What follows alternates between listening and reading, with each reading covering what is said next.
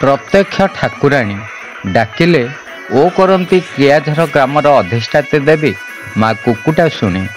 खंडपड़ा block अधीन कियाझर ग्राम एक भक्तिमय परिवेश मध्य गुरुवार माँ कुकुटा शुणी पीठ परिसर उभा पर्व अनुष्ठित हो जाइछि। एही पर्व देखिया आखपाखु हजार हजार श्रद्धालुं समागम देखा मिलता। सकाळु सकाळु माँ मंदिर रे रीतिनीति अनुजाई माँ को पूजार्चना करा जाइथिला। सेहीपरि संध्यारे माँ पीठरे संध्या आरती करा जाइथिला। माँ एही आरती देखिया श्रद्धालु भक्त मानक भिड़ होइथिला। माँ पीठ को आसुथिबा समस्त भक्तों पाई पणार व्यवस्था करा जाइथिला। संध्यारे माँ पीठ को आसुथिबा भक्त मानक पाई सांस्कृतिक कार्यक्रम भजन संध्या आयोजन करा जाइथिला। कटक सिद्धिविनायक भजन संध्या पक्षरु मानसी पात्र भजन शुणा प्राय 3000 ऊर्ध्व जनसाधारण समागम देखा मिलता। मध्यरात्र गुप्त विधि रे देवी आवाहन पर कालीसीर देहरे देवी प्रवेश करी भक्त मानक हारी गुहारी शुणिथिले। आस्था और विश्वासर प्रतीक भावे माँ कुकुटा शुणी उभा पर्व पर माँ मंदिर भितरु निज आस्थानरु बाहरी भक्तों को दर्शन देइथिले। विश्वास रही माँ अंचलवासी को समस्त विपद रोगरु सुरक्षा देवा सह समस्त भक्त जेमिति सुख समृद्धि रे रहिबे सेथिपाई आशीर्वाद प्रदान करती।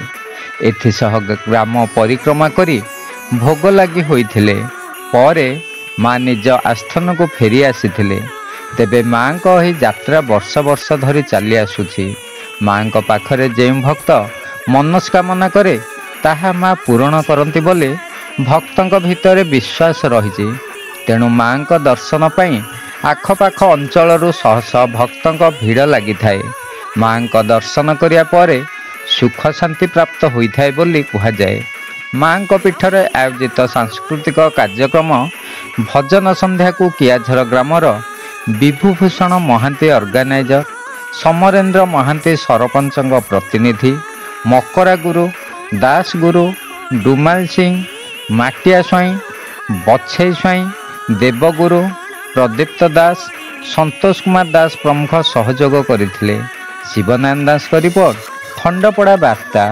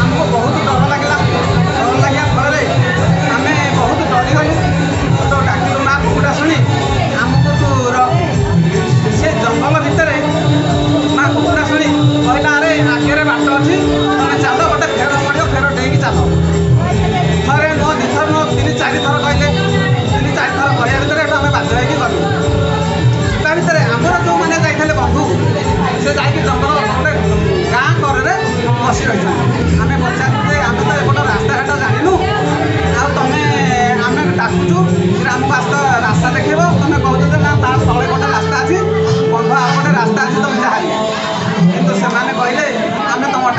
ଶୁଣିନୁ କି ଆମେ ତମକୁ ଉତ୍ତର ଦେଇନୁ, କିନ୍ତୁ ସେ ମା କଥା ଶୁଣିକି ଡାକିଲେ ଓ କରିବ ଅନୁଭବ ଆମେ ଏଇଆ